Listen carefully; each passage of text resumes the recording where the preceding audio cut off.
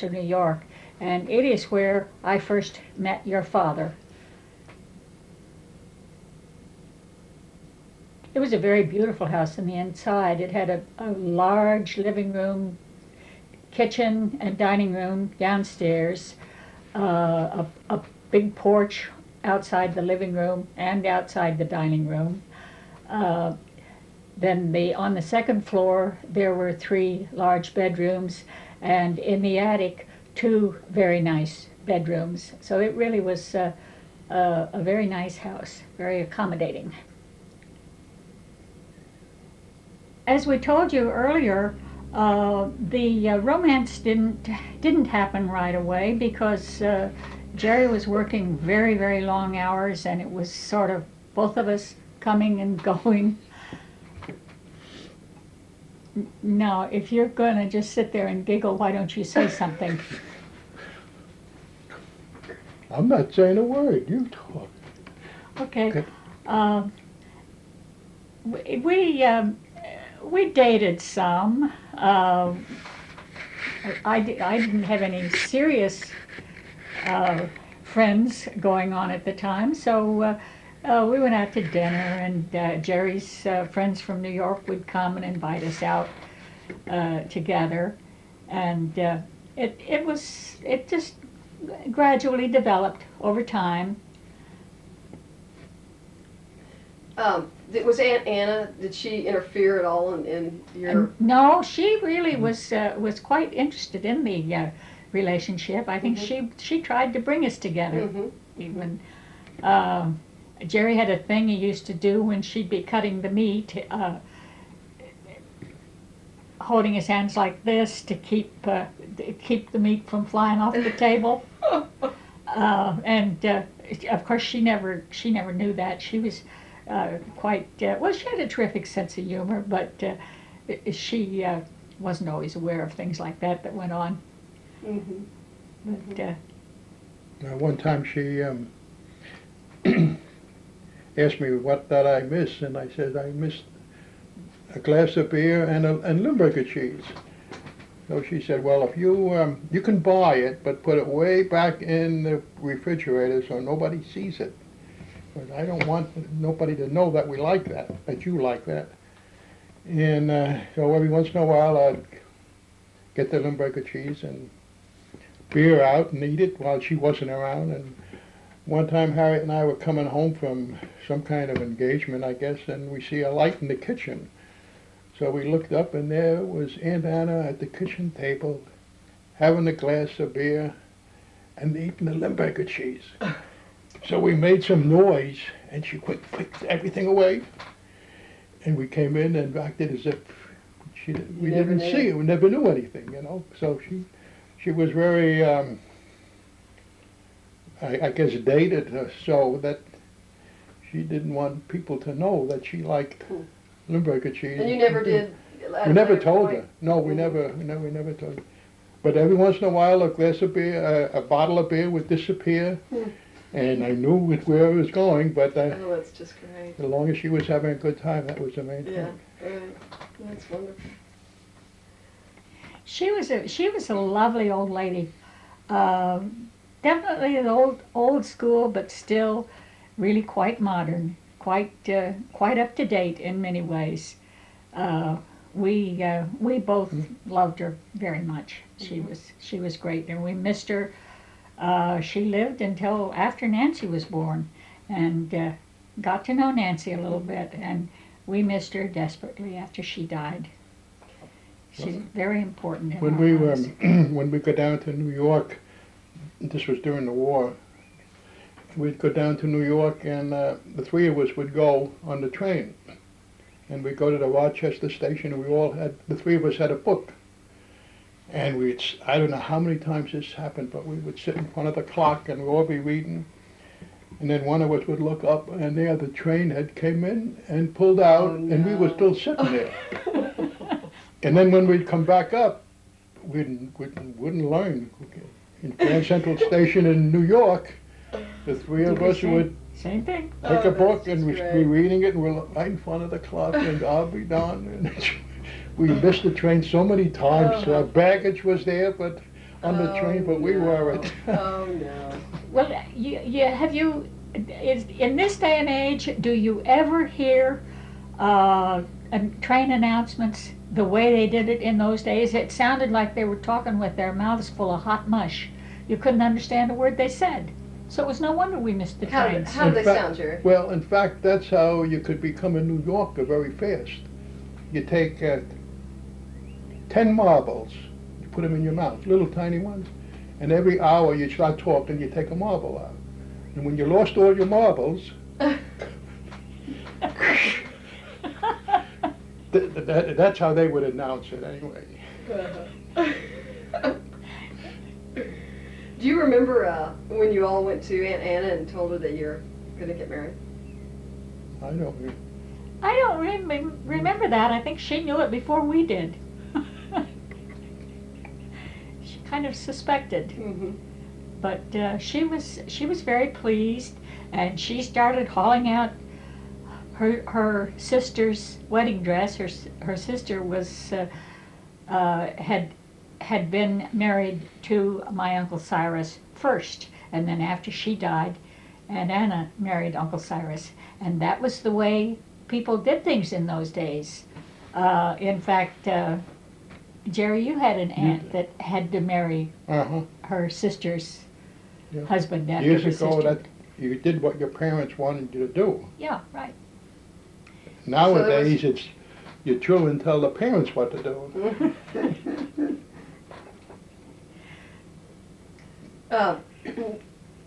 Do y'all remember how, Jerry, do you remember how you proposed to Harriet? Boy, I don't know. Do you? I don't know. Not really. No, I think it just sort of happened. Mm-hmm. Just kind of understood that. Yeah, it's just kind of a, they talk about having an understanding, and I think that's the way it was. Mm-hmm. We have got some great wedding pictures. Yeah. Let's show those. Okay.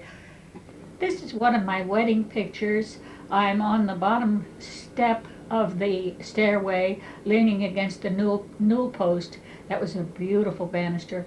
The wedding dress had been Aunt Fanny's, who, as I mentioned earlier, was Aunt Anna's older sister that had long since passed away. And it was a perfectly beautiful dress, embellished with Irish lace, and it was really gorgeous. The picture hardly does it justice. The bouquet was nice too.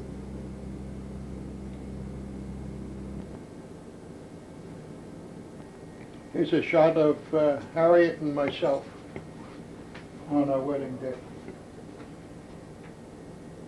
Picture of my mom and dad. They came back for the wedding. Fortunately, we were so glad to have them. This was taken in the yard at Aunt Anna's house after the wedding. This is a picture of me and my bridesmaids, my matron of honor. I'm sorry to report that I don't remember their names except their first names. Jeannie, the maid of honor, and Jean Walters, I do remember her full name, and Betty Coop or something of the sort was the other one. I should have written the names down. In fact, I probably do have it written down somewhere. Everybody raved about the wedding. They said it was the most beautiful wedding of the spring. It was in the Third Presbyterian Church on East Avenue in Rochester, New York. And that was a church that Aunt Anna had always gone to, and I went the whole time I lived in Rochester. And it was a very lovely wedding. You remember anything special about it, Jerry? No. What was the date of your wedding? June 19th, 19th. 1943. I know you weren't well. Yeah, I had pneumonia. And we went ahead with the wedding as planned because the doctor said it was bad luck to postpone a wedding. So we didn't go on a honeymoon, and that was fairly common in those wartime days anyhow. A lot of people didn't go on honeymoons. Mm-hmm, mm-hmm. because and Jerry had to get right back to work, Oh. and those were bad days. So you made it through the wedding itself, okay? Though, even though you had pneumonia. I mean, Yeah, you right. didn't faint or I anything. don't remember the reception very well. I think there was a very nice reception down in that Anna put on in the house, but I don't remember it very well. Mhm. I think by then I was pretty well wiped out. Mm-hmm. Do you remember the reception? No, there must have been about 25 or 30 people there. Probably, For, at least. Dinner and the whole thing, you know. Mm-hmm. And the company that I was working with, the Todd Company, all the employees there, and they were hundreds of them, they took up a gas collection, because at that time gas was rationed. Oh. You had to have coupons. And everybody donated gas coupons. So we had a lot of gas coupons for a while. Mm-hmm. Mm. Okay. We've got a great picture of you carrying your bride in after the wedding. Let's show that. This is a picture of me carrying Harriet across the threshold in Aunt Anna's house. Tell us about the early years after you got married and what was going on. Well, of course, the first few years were, especially while the war was on, were pretty much devoted to war work. Yeah, we were transferred from Rochester to Cleveland, Ohio, and we lived there. Well, I guess it must have been about a year. I lived in Gates Mills on the outskirts of Cleveland. And then moved back to New York. The war was still on, and I think my draft notice came due. So I went to go into the Army. Oh, really? So But this was at the very end of the war. near the end, nobody knew it. Right. But Mm-hmm. so the company in New York, Fairchild, they said I should, if I'm going to sell my car, I should sell it in Cleveland because they'd get more for it. So we sold the car in Cleveland and got on a train and came to New York over the weekend. And Monday I went into Fairchild to get my pay and everything and say goodbye. And over the weekend they said they didn't want anybody over a certain age. So I was deferred again, which Now, how old were you? I don't know, recall. You recall about 27, 28? Something. 27, 28. Mm-hmm. So we, Because the the boys. war what were was they- still on. The war was still on. So How Brendan young were they taking them? Was it 19 or what? At what point were they old enough to go was, fight? I think it was around 18 and Uh-huh. 19. Mhm.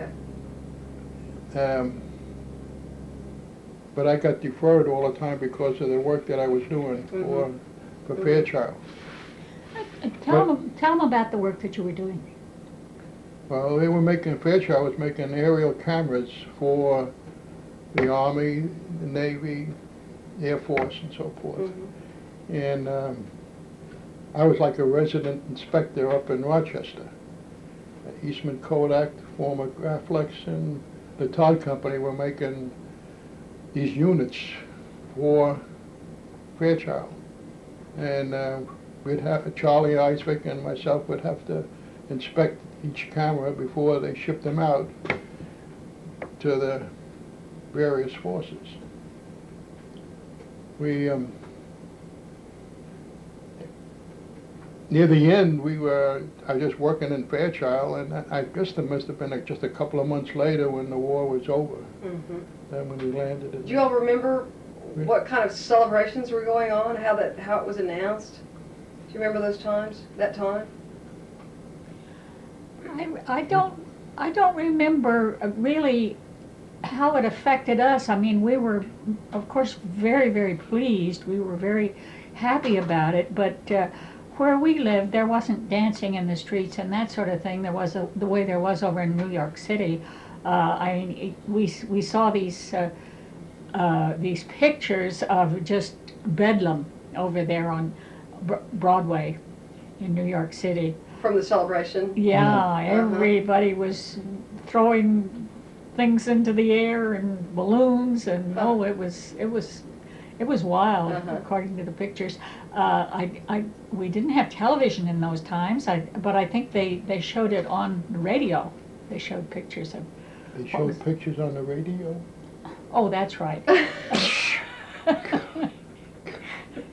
Pictures in the newspapers, I guess, is what did it. My apologies. So did you continue with that company after that point? Yeah. I stayed there all the time until in '61 they transferred us to Joppa. So I was there maybe total of 40 years. When was your first child born? Tell us about. Nancy was born in November 30th, 1944. And In Rochester? No. No, in New York. Physicians Hospital. Yeah. Physicians Hospital. Physicians Hospital in New York. Jackson Heights. Yeah, in Jackson Heights, New York. Yeah. Can you tell us about, do you remember, your first child? Oh, yeah, she was wonderful. She was great. We have some pictures of her. Good. Okay. As a baby. Remember in Physicians Hospital, Dr. Fern came out and told me that it was a baby girl. And of course everything was fine and we were all happy about that. What were your emotions? Were you nervous, excited, scared? I don't know. I don't recall. I imagine it was just excitement more than anything.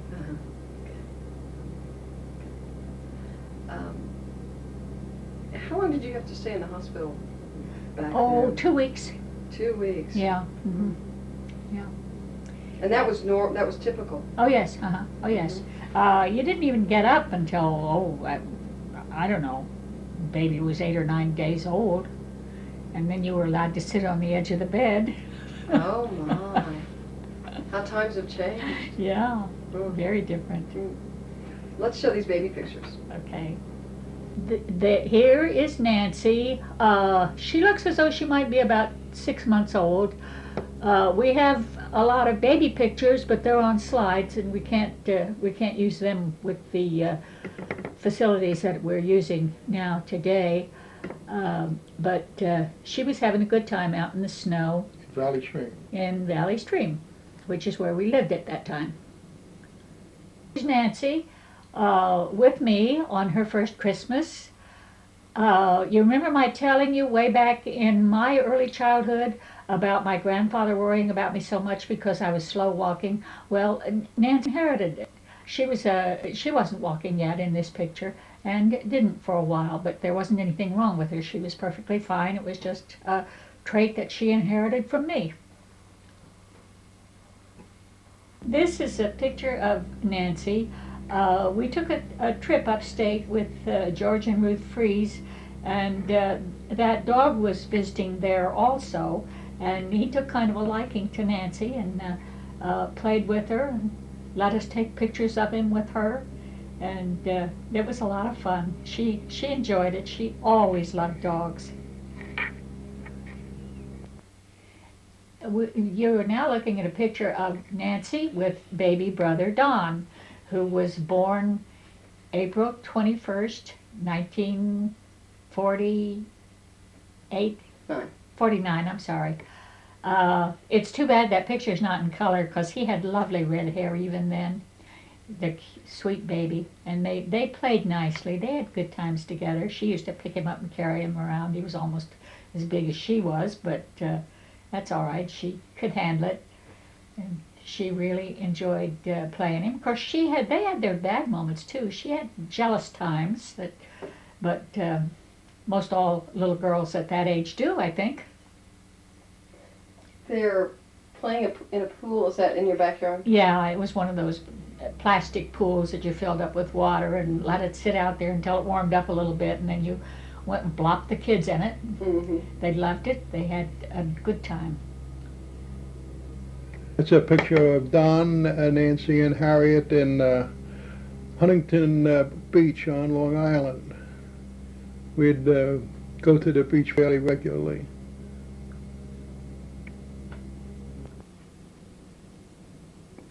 This is a picture of all three kids. Apparently Nancy was teaching the boys some kind of an art project. At least that's what it looks like in the picture. We don't really have as many pictures of Jim on film as we do of the other two kids. There are quite a few in the box of slides that you could dig them out and look at them sometime if you'd like to.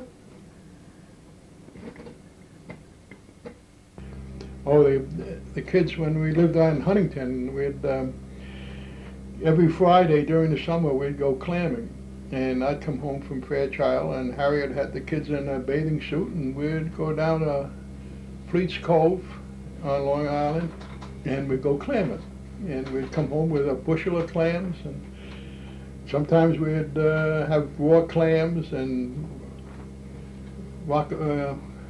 Clam chowder. clam chowder and Rockefeller. And the kids clam liked Rockefeller. clams. Oh yeah, they still do. Really? Yeah, yeah, Mhm. yeah. We'd open them up sometimes right in the ocean, right on Long Island Sound, And eat and eat them raw. them. Yeah, Ooh. and they were good when they're fresh like that. Uh-huh. What other Go fishing. fun trips or holidays, funny times that stand out? We didn't get to go every summer because it was too long a trip to tackle every year, but they loved to go out to Iowa to visit my parents and their aunts and uncles and cousins out there. And that was always a big, important highlight in their lives. I would say, we probably went about every other year. Something like that. It took or about for 2 weeks. took about 4 days to get out Oh there boy. because the Pennsylvania Turnpike wasn't even open all the way. That was open to Harrisburg, Pennsylvania was the last, and from then on, you had to drive through all the little towns and the cities, and you'd have to carry extra tires because you'd get horseshoe nails would give you flats in the tire. Really? So that was interesting, you know. But we went there quite a few times, and we'd go different ways each time, try to make it a little bit different. Mm-hmm. I think they probably have fond memories of those trips. I think they really enjoyed them. Mm-hmm. I wish we do have more pictures, but there again, they're slides. Mm-hmm. But Did your folks describe their grandparenthood with your children? Were they neat grandparents? Were they a lot of fun? I mean, did they did they play with them and read stories and make things? Or? Not too much, really. I mean, they always enjoyed them, Mm-hmm. and mostly it was food, special foods that were Mm-hmm. prepared for them, Mm-hmm. things like that. They Was like- there a favorite meal that she always made that? Fried chicken. Uh-huh. Boy, did she make good fried chicken. You remember that? yeah. Yeah. They They still talk about it. they like to work on Wayne's farm. Wayne would get some things for them to do, and they'd help him on the farm. Uh-huh.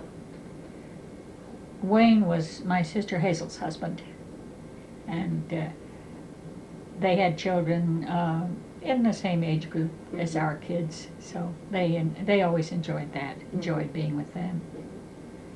Did you always spend Christmas at home? Never. Oh, we always spent Christmas at home, at our home, Right. but never anywhere else. We used to way back early on spend Christmas Day out at Jerry's sister's, but something happened that we decided we'd be better off at home. Mhm. We liked it better at home. Um, Christmas cookies were real big. Oh, did we make Christmas cookies? We'd be eating Christmas cookies until Easter. Uh-huh. And would they decorate them? And Oh yeah, oh yeah. uh-huh. Didn't they make Mhm. fancy cookies? Mhm. Yeah. Well, of course I helped. I still make a lot of That's great. Christmas cookies. Haven't started yet this year. Yeah. It's about time. Mm-hmm. Better start, Yeah. right? Let's pause for a second. Jim was so full of mischief in his preschool days. I think I would have given him away at the drop of a hat. And then I would have gone back and picked him up that same night. But oh, he got into more mischief and picked on his older brother and sister all the time. They were ready to annihilate him a few times too. But he was a sweet little boy. He was a lover.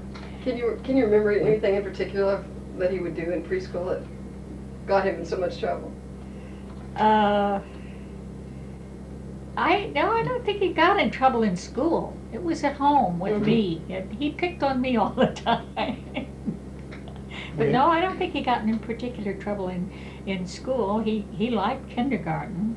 His teacher's name was Mrs. Hubert, and she was very important to him, and he was very careful about having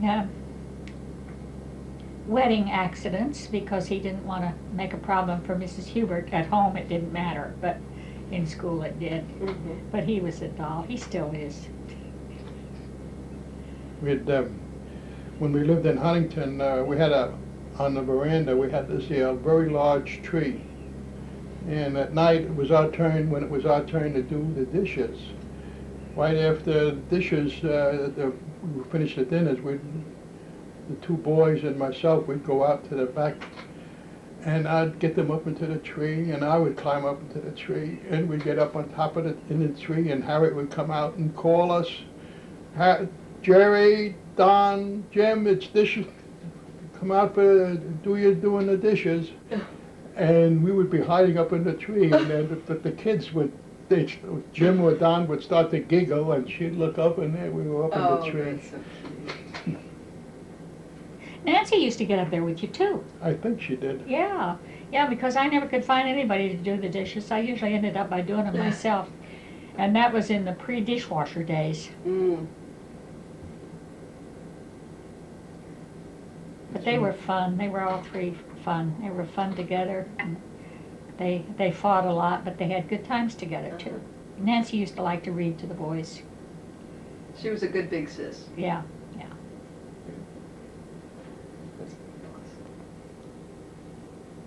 This is a picture of Don in Cub Scouts. He enjoyed that very much. It gave him a chance to get out with somebody besides brother and sister. And Jerry was assistant scoutmaster, I think so, right? from what I remember. That's a picture of one of our trips from Long Island to Iowa in a Nash Rambler. The back part made into a bed, and the kids would keep it down as a bed on the way out. And that's our nieces and nephews in Iowa.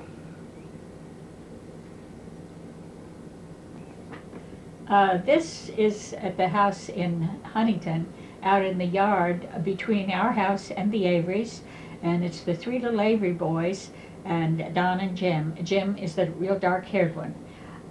They were having a little picnic out there. They used to get together and play together a lot. They had little games that they played together, and they colored in coloring books and had good times. They were very good friends. That's a picture of our Sweet Hollow Presbyterian Church's choir. They would practice next door to where we lived. The people next door, Randy and that, he belonged to the choir. And I'd periodically get dressed up in Harriet's nightgown And I'd go over there and complain about all the noise that they were making, and we'd just have a lot of fun.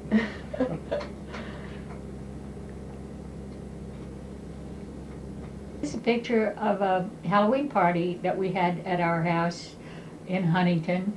And this is a bunch of all the ladies that were there. The husbands were there too, but I don't know where they were when this picture was being taken, because they certainly aren't in the picture. But we had some good times with those neighbors. This picture is out of sequence, but it's a story behind it. This is my buddies back on Forest Hills about the late 1930s. And we'd all go out drinking in Glendale in the beer garden every Friday night. And we'd drink beer and have herring and rye bread. And just before we'd get home, I'd go into a stationery store and I'd have a malted milk. I'd go home and my mother would give me a kiss and she'd say, did you have beer? Were you drinking beer? No, I just had a malted milk. And So you always got away with it? So I always got away with it, yes. Did your sons ever learn about that sort of mischievous I don't know. way of yours? You know, I don't think they ever did. And so, did they pull the same kind of pranks that you still don't know about? I suppose so. I suppose they did, yeah. And do you know about some of those, or? No, but Don, I don't recall exactly. Don told me one the other day, or a couple of months ago, but I forgot what it was now.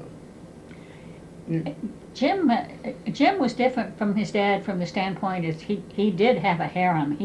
He had a girl in every block in Joplin, I think. He was a real ladies' man. And was that okay with you? No. Well, did you try to control that, or? By what means? Well, we had certain times that he had to be home, and if he wasn't, he paid the price. What was the price? Got grounded for a few days. Where you just had to stay home? Mm-hmm. So who was the disciplinarian between the two of you, or did you both share that role? I don't know, I guess we both were to a point. For a while, when they were younger, Jerry was away a lot. He had a spell that he had to go up to Rochester for a week at a time, and he'd be home just weekends.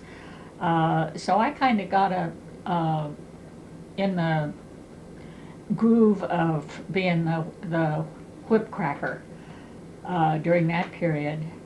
But then after we moved out here, he was home nights pretty much, and we kind of shared the discipline problems, of which there were some. Yeah, tried to anyway. Any that you want to talk about? No, I don't think anything in particular. There wasn't anything that serious, really.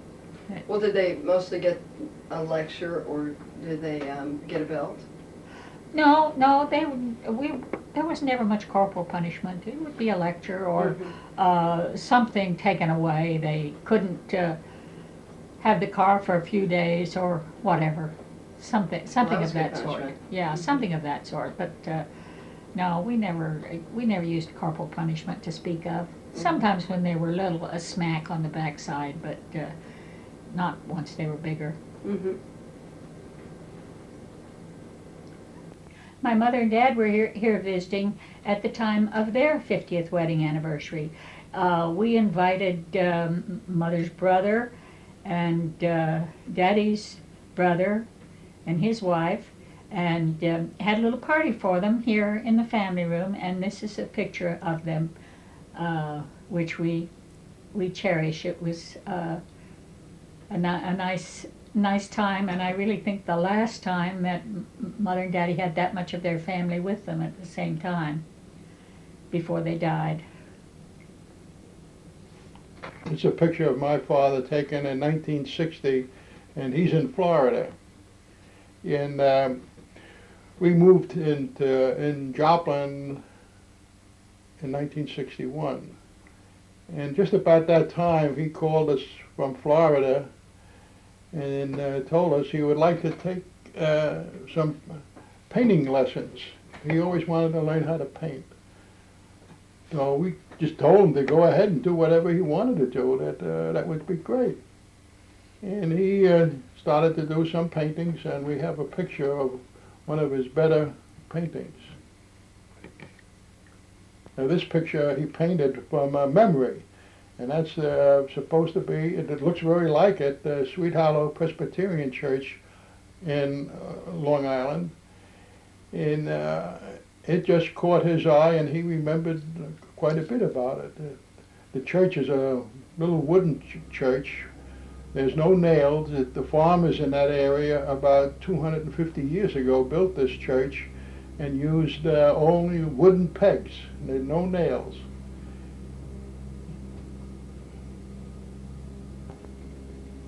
When we were transferred to Joplin, it was a bit of a wrench.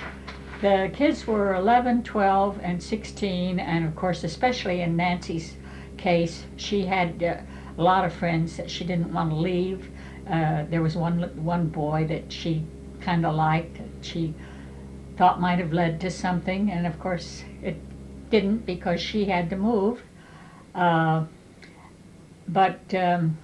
we enjoyed it. We got settled in fairly quickly and got adjusted. And it was especially good for the boys. They went to school over in Dunawig, and they had made lots of friends quickly because it was a small school, and you could make lots of friends quickly in a school such as that. Nancy went to school in Joplin because she was so used to a bigger school that we felt that it would be better for her to go over to Joplin to finish high school. In 1965, I had you guys all pretty well grown up, and was getting a little bored with at-home life. I was called down to Sears to teach knitting, and that kind of put the bug in my ear. This must have been about 64 that they called me down there to teach these knitting classes, and I really enjoyed it, and I did a good job. I knew I could tell that everybody was doing well. Well, Sears had some financial problems, I guess, and they gave up. They sold out all the yarn and stopped the knitting classes. And I knew there was a definite need for this sort of thing, and I also knew I could do it. So with Martha Raby, I opened a shop called the Needle Nook over on East 32nd Street. And after about a year and a half, Martha got too involved with other things, so I bought her out and went on ahead on my own and stayed with it in various locations for pretty close to 20 years. I think it was about 18 and a half years that I had it all together. Made lots and lots of friends. I still have people calling me up once in a while asking me something about a problem they have, and of course no one has any source for the really good yarn nowadays. They have to pretty much go to Walmart and get Red Heart yarn, but it works. It's not as good as what we had, but it works. But those were good years. I think we all enjoyed them. It was a real challenge, and I really enjoyed helping people. And there really isn't anything more satisfying and more relaxing once you learn than doing handwork. And it's a great nerve relaxer once you've learned. Very, very good. And I've had people tell me that so much, and I see people walking around over in the mall and they tell me they still miss me after all this time. That's great. We've got a good picture of the front of Needle Nook. Okay. This is an announcement that we had made up of the opening over at the mall when we moved from Main Street over to the mall. Across from Wyatt's is not there anymore. And this is another picture of the shop at the mall. It's taken from the hall into the inside of the shop. This is a picture of my receiving my 30-year watch from Fairchild, and that's Mr. Ed Track. My 30-year pin with Fairchild, and a year later they sold out to White Consolidated. And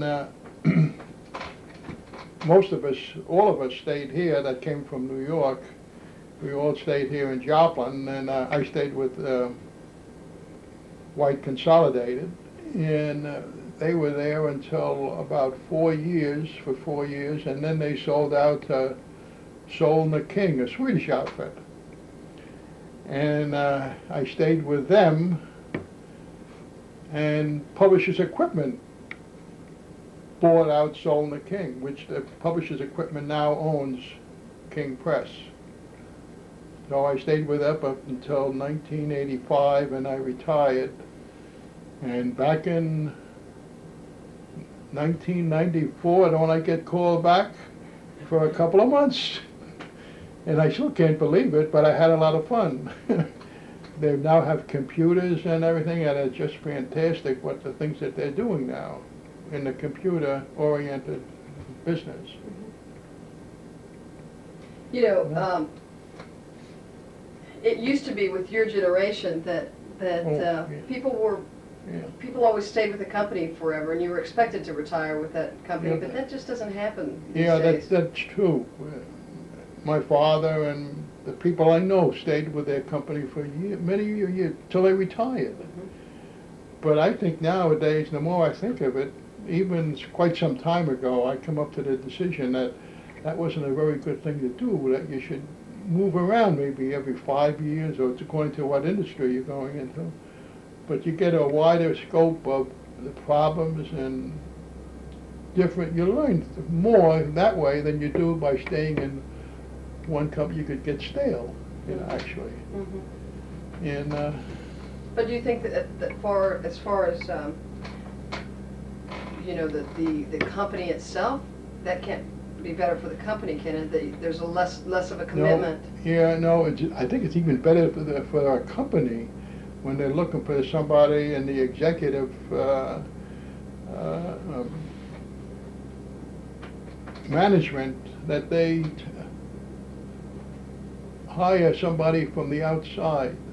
Like Fairchild, they hired, the president was a former tool maker, and the production manager, he was something. They all got promoted up, but they didn't bring new ideas into the company. Mm-hmm. And when you hire somebody, and maybe in the same industry but from another company, mm-hmm. that it's better for the company also. So that's what I. It's interesting. What I think. His daughter Nancy Louise, who's our oldest child. This picture was taken when she was about 18, probably a high school graduation picture. She is Nancy Oxford now. Her husband was killed in an automobile accident about 6 years ago, and she has 2 children, Sarah, who's almost 17, and Matthew, who's 11. We're very proud of these grandchildren, and proud of her for doing so well with them alone. This is our oldest son, Don. This was probably a high school graduation picture. He was married at about age 20 to Lana Robbins, and they have 2 sons, Mark, who's 25, and Brian, who's about 20, if I'm remembering right. He is an engineer, and he teaches computerized machine technology out at Missouri Southern. Is doing a real good job out there, and we're very proud of him too. This is our son Jim. He's married to Brenda, and he has 3 children, Jason, James, and Melody, and Brenda has 3 children, so he has 2 stepchildren, and he's a wonderful guy, has a terrific sense of humor, lots of fun. He's an automobile machinist, I guess you would call him. He's in the selling end of it now. Has just recently gotten into this type of work. Is there anything you'd want to add to that? You may know more about it than I do. He is in the selling part of it, and I know he's finally reached his niche that he's going to be a very good salesman. Yeah, he can sell. He knows his products. He can sell ice to Eskimos. Personality. It's now 1994, and Jerry, I know you've been retired for at least about 2 weeks, so re-retired. So tell us what's going on in your world now. One of our hobbies is we belong to the Good Sam traveling chapter, and we have a motorhome outside Minerva, and we go out once a month for a week with our Good Sam people, and we travel all over the immediate area. We go maybe 300 or 400 miles. Periodically, Harriet and I travel by ourselves, but recently we've been spending more time around the house. But we do go out on our trips, and we just belong to a wonderful group of people. So you love the outdoors? Pardon? You love the outdoors? We both like the outdoors, yeah, which is fortunate. We have one friend of ours, he travels by himself, Merle Hubbard, and he is just the nicest guy. And he just travels all by himself, and he's just fantastic. His wife Very doesn't want wisdom. to No. Hmm. But he is just a wonderful person, and everybody likes him. Mm-hmm. And he's I guess he must be 82. Oh, wonderful. Mm-hmm. Mm-hmm. I know when you had your 50th wedding anniversary, didn't a lot of your friends from all over from Yeah, Good Sam Good Club Sam, came? yeah. Yeah. That's great. And Habitat for Humanity. Tell us about your involvement with Habitat. Well, the two of us, we didn't start with it. Lloyd Clark and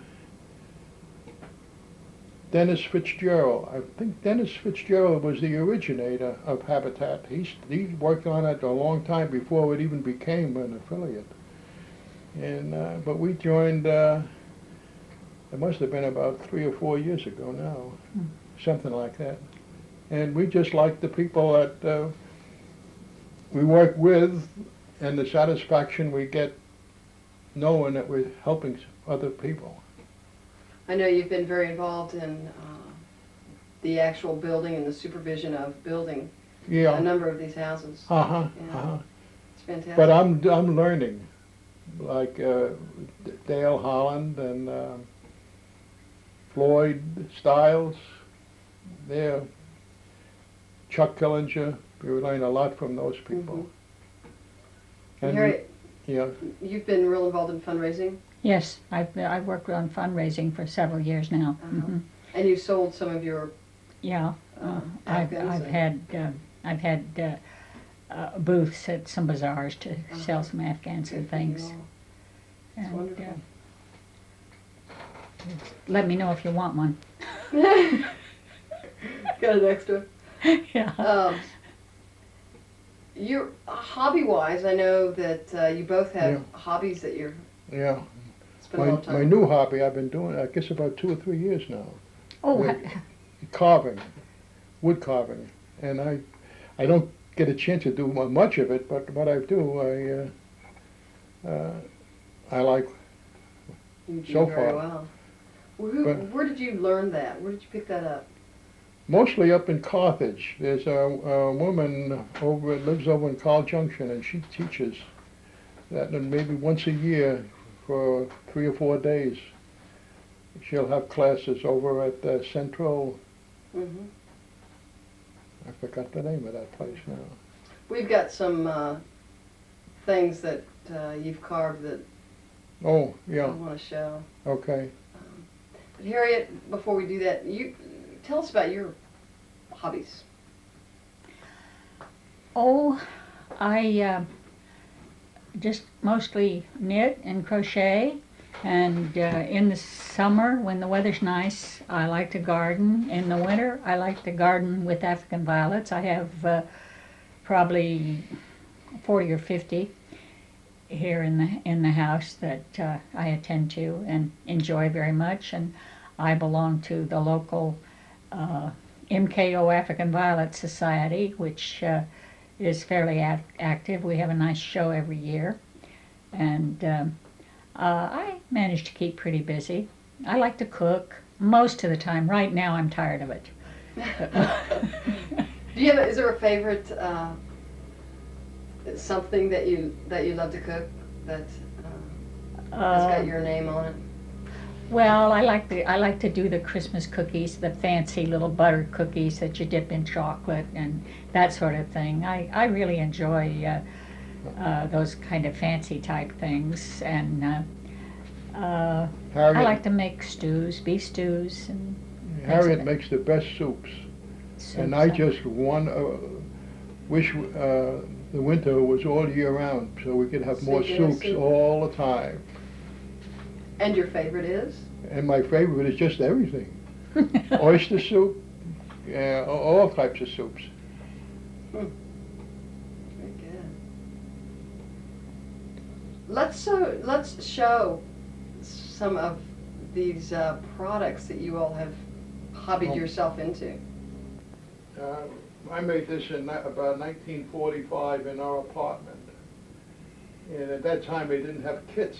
And I was just going mad, not doing anything, and having an apartment, you couldn't go outside and work. So I started on this here model and finished it up, and it's been around since 1945. This is some of the carving that I've been doing the last couple of years, and this was my first one, that was my second one, and this is my third one, plus some little ones that I have. I wish I could do more of it, but I haven't been able to have the time. I haven't painted any because I don't have the courage to ruin them.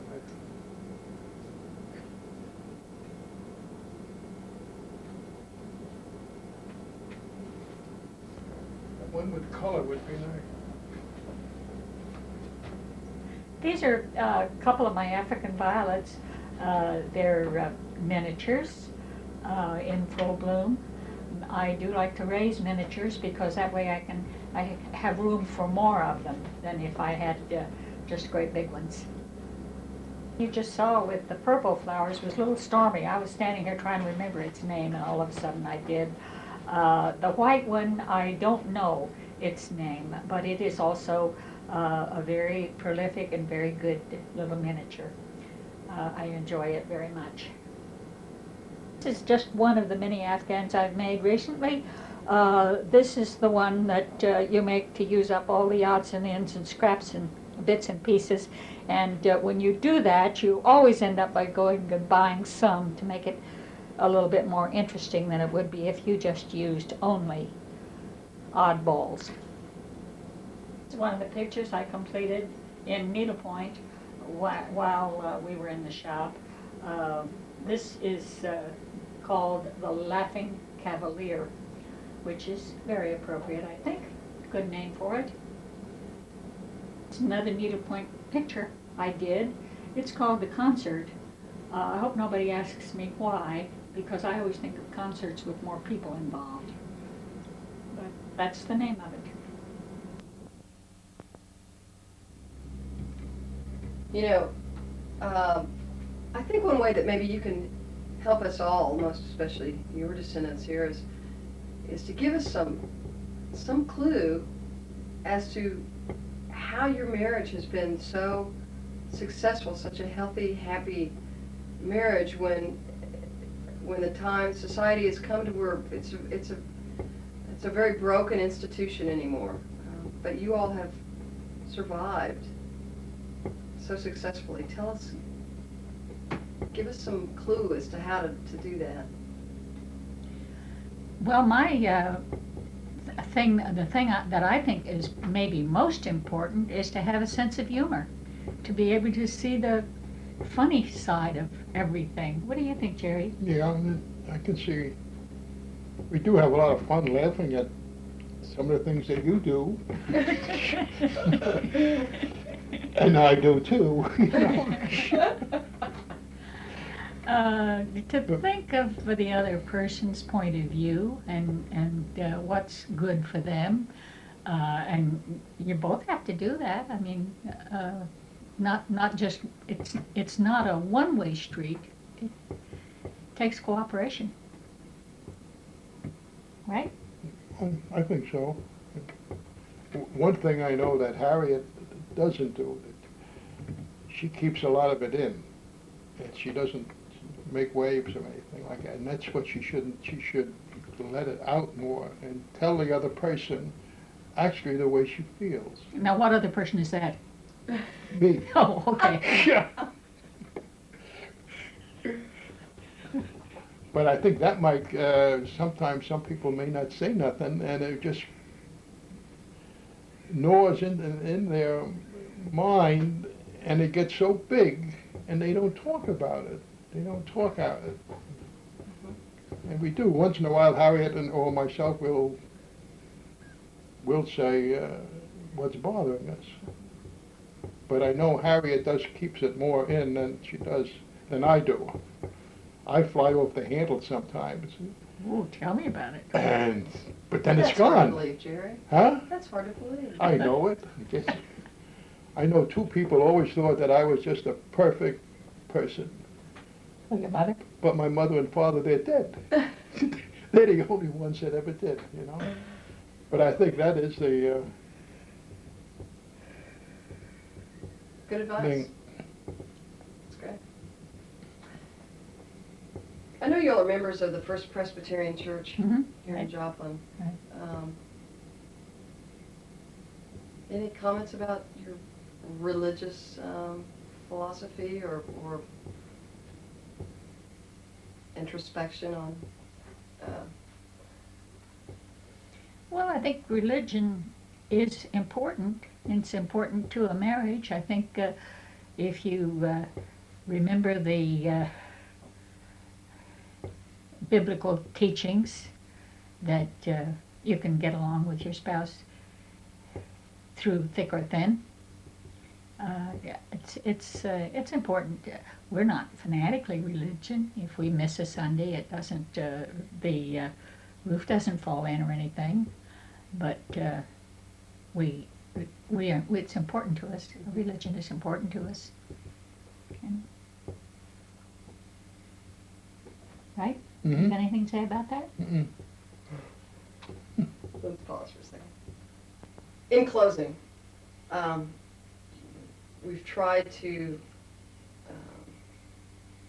present a full picture of the ancestry of you both and your lives and your family, and the whole idea of a life history video is that not only your children, but your children's children and their children and future generations will always have this video to remember you by, and so give us some closing thoughts.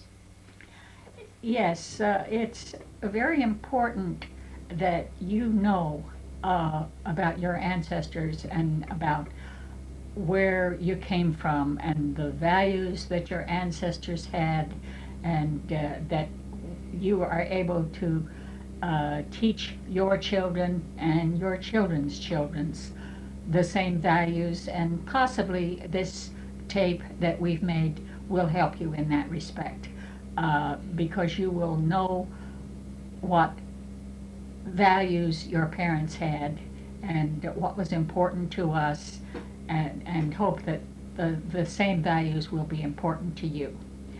And I do hope it works out that way.